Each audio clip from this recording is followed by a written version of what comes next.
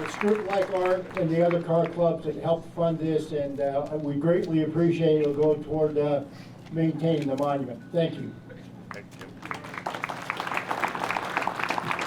Okay, we're now at the 2-minute warning, so bear with us for another couple of minutes. If you have chairs, you can take your seat. If you don't have chairs, God bless you.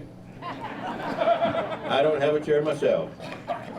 Well, today marks the end of a long journey, almost 7 years, of a dream from Joe Martinez to create a veteran memorial for the Vietnam vets. And so this marks the end of it. We had a dedication last year for, if you will, the hard structure, which is the walls and so forth.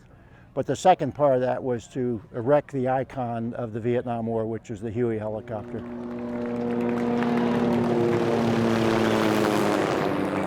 So one of my cousins, for like the second year after that was dedicated, brought a friend of his who was retired Navy, and my cousin is retired Navy, and he came out to do the march. And we always make a pilgrimage to the park so that everybody can see the statue. And in the course of that visit, his friend, a man by the name of Dan Nearinks from San Diego, was walking through the park and made the comment to my cousin David and I that, man, this is a great park for a community this size. And then he turned to me and he said, where's your Vietnam memorial? And my face kind of went ashen, and oh, you know what, we don't have one. And of course it kind of embarrassed me because that was my time. I mean, that was the era that I was involved in anything, and I lost a lot of friends in Vietnam. So consequently, over the next couple of days, my wife was kind of concerned because I was kind of moping around, and she said, what's the matter with you? I said, I don't know. Dan kind of embarrassed me because we haven't done anything for Vietnam. And so she got that little smile a wife can give you, and she said, you know what to do. So that night, she and I sat on our dining room table and designed that memorial.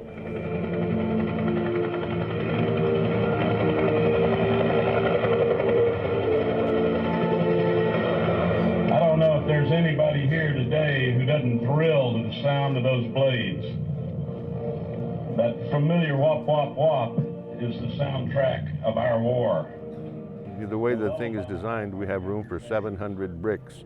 And the bricks are available to anybody that served during that time, not necessarily a boots-on-the-ground veteran, but anybody that served.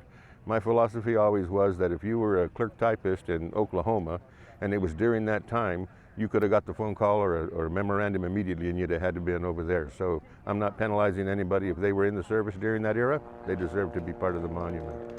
And it really is, in my estimation, it's a national monument. You know, and I think that as it goes, we'll get national recognition for this. You won't find one of this caliber anywhere in the area.